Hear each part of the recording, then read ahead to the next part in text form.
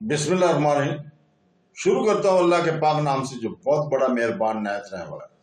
दोस्तों, बहनों, भाइयों, बुजुर्गों, तारीख इस्लाम में हज़रत खालिद बिन वलीद की 122 नंबर किस्त में हम आपको खुशामदीद करते हैं और कल जहाँ रुके थे हम वहीं से शुरू करते हैं।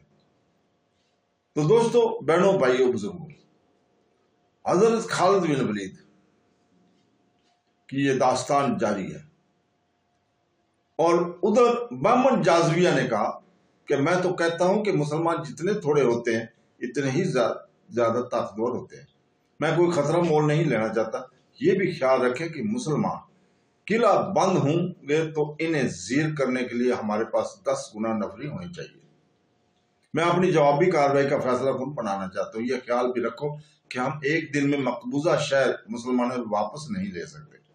मुसलमान जहां मुकाबले में जम गए वहां हमें महीनों तक बांध लेंगे। इस अरसे में खालिद अपने लश्कर के साथ वापस आ सकता है। इसके वापस आ जाने से सूरत बिल्कुल ही बदल जाएगी। अगर हमारे लश्कर की नफरी कम हुई तो इस जंग का पासा भी पलट सकता है। हम लश्कर तैयार करके इसके कई हिस्सों में तकसीम करेंगे और एक ही वक्त हर जगह हमला करेंगे। क्या खालिद के खात्मे को कोई इंतजाम नहीं हो सकता? कसरा की जानशी ने पूछा।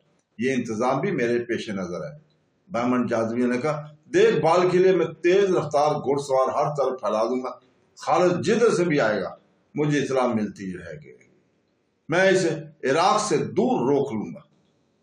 बामन जाज़विया की वसी इख्तियारात मिल गए थे। उन्होंने अपने लश्कर में इन सिपाहियों को ज्यादा तरजीह दी जो मुसलमानों से लड़ चुके थे और इनके साथ ही नई भर्ती शुरू कर दी थी। नौजवानों को ऐसा भड़काया गया कि वो हथियारों और घोड़ों समेत लश्कर में आने लगे। ईसाइयों को ज्यादा मरहत देकर फौज में शामिल किया गया। ईसाई कबीलों के सरदारों को मदैन बुलाया गया और इन्हें बताया गया कि खालिद अपने लश्कर को इराक से निकाल कर ले गया और जो मुसलमान फौज पीछे रह गई है इसे यहीं खत्म करना है और जिंदा बचने वाले रहने वाले मुसलमानों को सहरा में भटक भटक कर मरने के लिए छोड़ देना। बनी तकलब से अब ये तो न रखो कि वो तुम्हारी लड़ाई लड़ेंगे। ईसाई कबीले बने तकलब के एक सलार ने फारस के सलारों से कहा, हम एक बार फिर वो धोखा नहीं खाना चाहते जो एक बार खा चुके हैं। ऐनुल तमर से महराम बिन बहराम अपनी सारी फौज लेकर भागता तो मुसलमान वहीं खत्म हो जाते। अगर वो ना भागता तो हम अपनी लड़ाई लड़ेंगे। हमें मुसलमानों से अपने सरदार अक्का बिन अबी अक्का के खून का इंतकाम लेना। हम तुम्हारी मदद और तुम्हारे साथ के बगैर मुसलमानों की शिकस्त दे सकते हैं। क्या तुम अपनी लड़ाई अलग लड़ोगे? बामन जाज़वी ने पूछा। क्या ऐसा नहीं होगा कि मुसलमान हम दोनों को अलग अलग शिकस्त दें? लड़ेंगे तुम्हारे दोष बदोशी। बड़ी गलतगलब के सरदार ने कहा, मेरी अक्ल मेरे काबू में, हमारा दुश्मन मुश्तरक है। हम तुम्हारे साथ होंगे लेकिन तुम पर भरोसा नहीं करेंगे। हमें खालिद का सर चाहिए। खालिद यहाँ नहीं, महराम बिन बहरान ने कहा। वो जा चुका है जहां कहीं भी है। ईसाई सरदार ने कहा, जिंदा तो है। हम पहले इनके इन दस्तों को खत्म करेंगे जो यहाँ है, फिर हम खालिद बिन वलीद के पीछे जाएंगे। वो खुद आ जाएगा। वो दस्तों की मदद को जरूर आएगा लेकिन यहाँ मौत इसकी मुंतजर होगी। ये मुसलमान जासूस मैदान में ईसाई बनकर शाही अस्तबल में नौकरी करता रहा था, इसलिए वो ईसाइयों में घुल मिल गया था। इसने सलार जबर खान बिन बदर को बताया कि आतिश परस्तों की निस्बत ईसाई कबीले खालिद रज़ी अल्लाह ताला के ज्यादातर दुश्मन बने हुए हैं। यहाँ तक कि उन्होंने फारस के सलारों से कहा कि वो पीछे रहें। मुसलमानों पर पहला वार ईसाई कबीले बनी तकलब, नमर और याद ही करेंगे।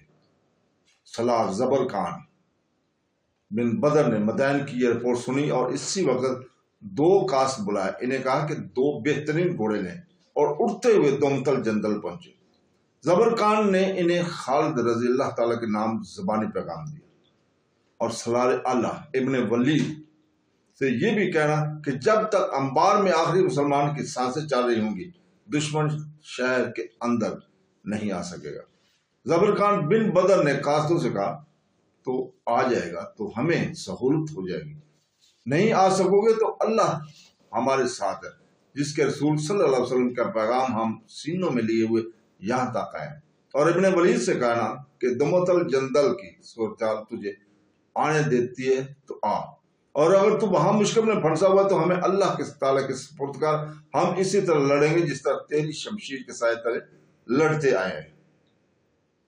ان قاصدوں کو روانہ کر کے سالار زبر خان نے چند ایک اور قاصدوں کو بلایا اور ہر ایک کو اس کی منزل بتائی۔ ان قاصدوں کو ان شہروں میں جانا اور وہاں کے سالاروں کو بتانا تھا کہ حضرت خالد بن ولید کی غیر حاضری سے آتش پرستوں سے کیا تاثر لیا ہے، وہ حملے کی تیاری کر رہے ہیں۔ پیغام میں زبر خان نے یہ بھی کہا کہ اس نے دومتل جندل کو قاصد بھیج دیا ہے، اگر وہاں سے مدد نہیں آئی تو ہم ایک دوسرے کی مدد کو پہنچنے کی کوشش کریں گے۔ مسلمانوں کی بڑی خطرناک صورتحال پیدا ہو گئی تھی۔ دشمن کے مقابلے میں نفری پہلے ہی تھوڑی تھی، وہ بھی بکھری ہوئی تھی۔ اس صورت میں کہ دشمن بیا وقت تمام ان شہروں کو جن پر مسلمانوں کا قبضہ تھا محاصرے میں لیتا تو مسلمان ایک دوسرے کی مدد کو نہیں پہنچ سکتے تھے۔ دونوں طرف بے پناہ سرگرمیاں شروع ہو گئی تھی۔ عیسائی قبیلوں کے سرداروں نے بستی بستی جا کر لوگوں کو اکٹھا کرنا شروع کر دیا تھا۔ ان چھوٹے چھوٹے قبیلوں کو بھی اپنے ساتھ ملا رہے تھے جو عیسائی نہیں تھے، وہ بت پرست تھے۔ عیسائیوں کی جوان لڑکیاں بھی غیر مسلم بستیوں میں چلی گئی، وہ عورتوں کو مسلمانوں کے خلاف بھڑکا رہے تھے۔ وہ اپنے مردوں کو، جوان بھائیوں اور بیٹیوں کو باہر نکال لیں، ورنہ تم جوان لڑکیوں کو مسلمان ہاتھوں اپنے ساتھ لے جا کر لونیاں بنا رہے ہیں۔ ایسے نعرے بھی ان لڑکیوں نے لگائے، ہم مسلمانوں کی لونیاں بننے جا رہی ہیں۔ اور دوسرا نعرہ جو بستی میں لگ رہا تھا وہ یہ تھا کہ اپنے مقتولوں کے انتقام کا وقت آ گیا، بہر آؤ انتقام لو۔ ادھر مدائن میں فارس کے لشکر کی تعداد بڑی تیزی سے بڑھتی جا رہی تھی۔ اب لشکر میں شامل ہونے والوں میں زیادہ تعداد نوجوانوں کی تھی جو جوش سے پھٹے جا رہے تھے۔ انہیں میدان جنگ میں لڑنے کی تربیت دی جا رہی تھی۔ گھڑ سواری، تیر اندازی، تیغ زنی اور نیزہ بازی تو وہ جانتے ہی تھے، ان میں نہ انہیں مزید طاق کیا جا رہا تھا۔ بہمن جازویار تو جیسے پاگل ہوا جا رہا تھا، وہ خود مشقوں کی تربیت اور مشقوں کی نگرانی کرتا تھا۔ اس کے ساتھی سالار اسے کہتے تھے کہ حملہ جاری ہونا چاہیے، لیکن وہ نہیں مانتا تھا۔ کہتا تھا کہ خالد واپس نہیں آئے گا، اگر اسے واپس آنا ہی ہوا تو وہ لشکر کے ساتھ اس وقت یہاں پہنچے گا جب عراق کی زمین پر کھڑا ہونے کے لیے اسے ایک بالشت، ایک چپا، ایک فٹ زمین بھی نہیں ملے گی۔ مسلمان جن شہروں میں قابض تھے وہاں کی سرگرمیاں اپنی نوعیت کی تھی۔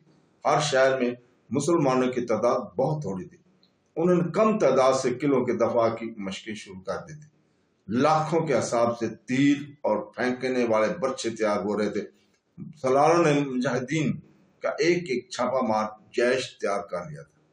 انہیں زیادہ وقت قلعوں کے باہر گزارنا پڑا اور عام راستوں سے دور رہنا تھا۔ ان کا کام یہ تھا کہ دشمن شہر کا محاصرہ کر لے تو عقب میں اس پر ضرب لگاؤ اور بھاگو کے اصول پر چھاپے اور شب خون مارتے رہے۔ حضرت خالد بن ولید کی غیر حاضری میں سالار عاصم بن عمرو کے بھائی کاکا بن عمرو مفتوحہ علاقوں میں مختلف شہروں میں مقیم دستوں کے سالار تھے۔ اس کا ہیڈ کوارٹر تیرا تھا، ہیڈ کوارٹر ہیرا۔ اس کی ذمہ داری صرف عراق کے دفاع تک محدود نہیں تھی، عراق کے تمام تر مفتوحہ علاقوں کا دفاع اس کی ذمہ داری میں آتا تھا۔ اس نے علاقے میں بکھرے تمام سالاروں کو ہدایت نامے بھیج دیے تھے۔ اس نے سب کو زور دے کر کہا تھا کہ دومتل جندل سے حضرت خالد بن ولید اور اپنے لشکر کے انتظار میں نہ بیٹھے رہیں، اپنے اللہ پر بھروسہ رکھیں اور یہ سمجھ کر لڑنے کی تیاری کریں کہ ان کی مدد کو کوئی نہیں آئے گا۔ کاکا نے ایک کاروائی یہ کی کہ حضرت خالد بن ولید جو دستے درع فرات کے پار خیمہ زن کیے ہوئے تھے، ان میں سے زیادہ تر نفری کو ہیرا بلا لیا تاکہ اس شہر کے دفاع کو مضبوط کیا جا سکے۔ کاکا کا اپنا جاسوسی نظام تھا، اس کے ذریعے کاکا کو اطلاع ملی کہ فارس کا لشکر کہاں جمع ہوگا۔ یہ دو جگہیں تھی، ایک حسید اور دوسری خنافس۔ یہ دونوں مقام انبار اور عین القمر کے درمیان تھے۔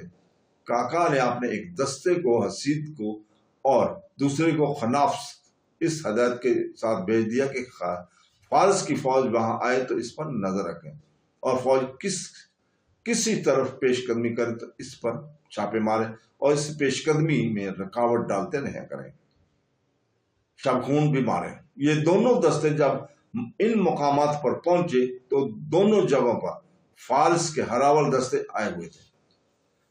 وہ جو خیمے گاڑ رہے تھے، ان سے پتہ چلتا تھا کہ یہ خیمے کسی بہت بڑے لشکر کے لیے گاڑے جا رہے تھے۔ مسلمان دستوں نے ان کے سامنے اس انداز سے خیمے گاڑنا شروع کر دیے جیسے وہ بھی بہت بڑے لشکر کا ہراول دستہ ہوں۔ ادھر سے تیاریاں ہو رہی تھیں، مجاہدین اسلام کو خس و خاشاک کی مانند اڑانے جانے کے لیے بڑا ہی تند طوفان اٹھ کھڑا ہوا تھا۔ ادھر سلار زبرقان بن بدر کے روانہ کیے ہوئے دونوں قاصد دومتل جندل حضرت خالد بن ولید کے پاس پہنچ گئے تھے۔ انہوں نے 350 میل فاصلہ صرف 5 دنوں میں طے کیا تھا۔ حضرت خالد بن ولید جب دومتل جندل گئے تو انہوں نے 300 میل کا فاصلہ 10 دنوں میں طے کیا تھا۔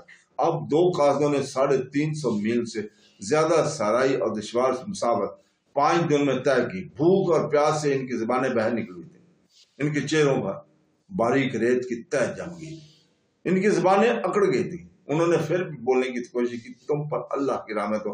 حضرت خالد بن ولید نے کہا، خشک جسموں سے تم کیسے بول سکو گے؟ انہیں کھلاؤ پلاؤ۔ اور پھر انہیں کھلایا پلایا گیا تو وہ کچھ بولنے کے قابل ہوئے۔ سلار اللہ کو انبار کے سلار زبرقان بن بدر کا سلام پہنچے۔ ایک قاصد نے کہا، وعلیکم السلام۔ حضرت خالد بن ولید نے پوچھا، اور پیغام کیا ہے جو لائے ہو؟ مدائن میں بہت بڑا لشکر تیار ہو رہا ہے، قاصد نے کہا، اور ایک لشکر عیسائیوں کا تیار ہو رہا ہے۔ وہ کہتے ہیں ابن ولید ان کے علاقوں سے چلا گیا اور وہ تھوڑے سے جو دستے چھوڑ گیا انہیں ایک ہی حملے میں ختم کر کے اپنے علاقے واپس لے لی۔ دونوں قاصدوں نے حضرت خالد بن ولید کو تمام تر تفصیل بتائی اور کہا کہ حضرت خالد بن ولید کے دومتل جندل کے حالات اجازت نہ دیں تو نہ آئے۔ دستے جو فارس کی شہنشاہی کے علاقے میں ہیں وہ اسی طرح لڑیں گے جس طرح حضرت خالد بن ولید کی قیادت میں لڑ رہے تھے۔ تو دوستو، اس کے ساتھ ہی ہم کل تک اجازت چاہتے ہیں اور اللہ تعالیٰ سے دعا گوئے ہیں کہ وہ ہمیں اپنی تاریخ اور اپنے جنگجوؤں کو سمجھنے کی توفیق دے اور قرآن پاک اور حدیث نبوی صلی اللہ علیہ وسلم پر عمل کرنے، اس کو سمجھنے کی توفیق عطا فرمائے۔ آمین ثم آمین۔ اللہ حافظ۔